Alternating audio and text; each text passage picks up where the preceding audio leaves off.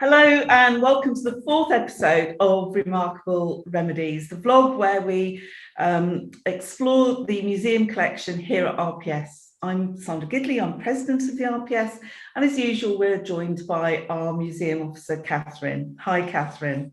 Hi Sandra. So Catherine, what are we going to talk about today? Well, today I thought we would explore the journey trailblazing women have taken to be recognised, welcomed and supported as part of the pharmacy profession. Great, an important subject, and the journey is certainly not over yet. So can you tell me, were women practicing pharmacy at all when the organisation was founded in 1841? Yes, women have long been involved in the making and dispensing of medicines, often in a less formal setting than their male counterparts. So by the time of the RPS's foundation in 1841, it was not uncommon for women to take over pharmacy businesses established by their fathers or husbands. But this contribution to the profession was yet to be recognised by the Pharmaceutical Society at its founding. In 1868, all practising pharmacists were required to register with the society. So 223 women joined the first compulsory register in 1869. This really gives us a snapshot of how many women were in the trade at the time. In 1860, the society had made the decision to ban women from attending lectures at the society's school, but this did not prevent women from taking the exams necessary to become pharmacists. In 1870, Fanny Potter became the first woman to qualify as a chemist and druggist after taking the modified exam. So it's interesting to know that women were actually practicing pharmacy long before the society recognised it. So can you tell me a bit more about Fanny Potter? Yeah, sure. So Fanny joined the register in 1870. She passed the modified exam, which was designed for people already practicing pharmacy so they could formalise their knowledge. Her first registered address was with her father, William Potter, which suggests that she had been working with him before 1870. She stayed on the register all the way until her death in 1930 at the age of 92.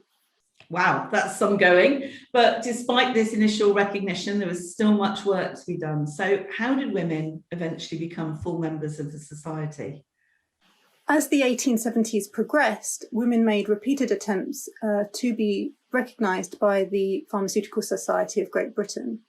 Rose Minshall, Louisa Stanwitz, pictured here, and Alice Hart requested in 1873 to become registered students of the society, but their application was denied.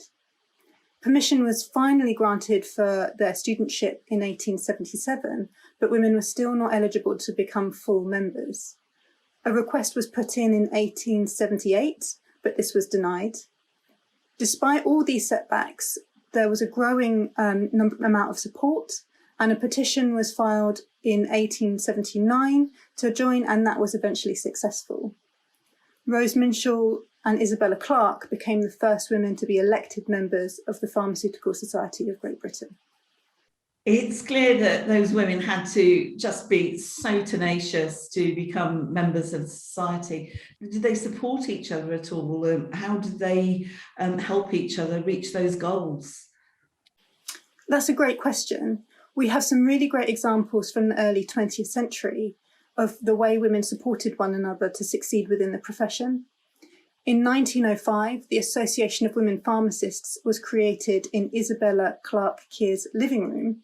And the aim of this group, later known as the National Association of Women Pharmacists, was to support one another in getting to pharmacy employment. There were also efforts taken by individual women to support those following in their footsteps. So Margaret Buchanan was the founder of the Gordon Hall School of Pharmacy for Women, also founded in 1905. And she bought the Dean & Co Pharmacy in Clapham as a place for her students to gain practical experience. That legacy was continued by Agnes Borroman, who took over Dean & Co and continued to run it with an all-female staff up until the Second World War.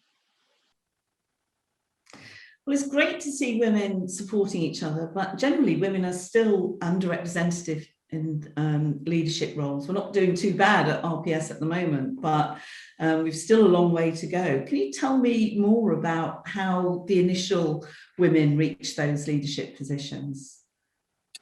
Yes, so it's really in the 20th century that we see women start to take on more professional leadership. We see women like Agnes Borroman and Mary Burr owning their own businesses, and Jean Irvine became the first female president of the RPS in 1947. There have also been women like Anne Lewis, who was secretary and registrar of the Society from 1988 until 2007. Currently, there have been 9 women presidents of the RPS. Women make up 62% of the pharmacy workforce, and in 2003, we saw the first time where all elected officer posts were filled by women. So Jill Hawkesworth was the president, Alison Ewing was vice president, and Linda Stone was the treasurer. That's not to say now that things are all equitable. Despite making up the majority of the workforce, women are still less likely than men to own their own businesses. The challenge that face intersectional women are still great, and we need to do more to address that. It's quite depressing, really. I thought there'd been more women than that. I think I'm the 100th woman, and to find out that I'm only the 9th is really quite depressing. But the RPS is absolutely committed to addressing these inequalities. And we're trying to highlight some of the great work being done in pharmacy by women today. And the Pharmaceutical Journal's Women to Watch list has helped showcase this great work. Yes, and we hope to highlight more diverse stories from our history, but we are limited in the records that we have, in which stories we can tell and how we can find those stories to tell. We do encourage anyone to get in touch with their own stories or those of their relatives and ancestors so that we can develop representation within our collection. That's really good to know that that database, if you like, is being built up. How do people contact you?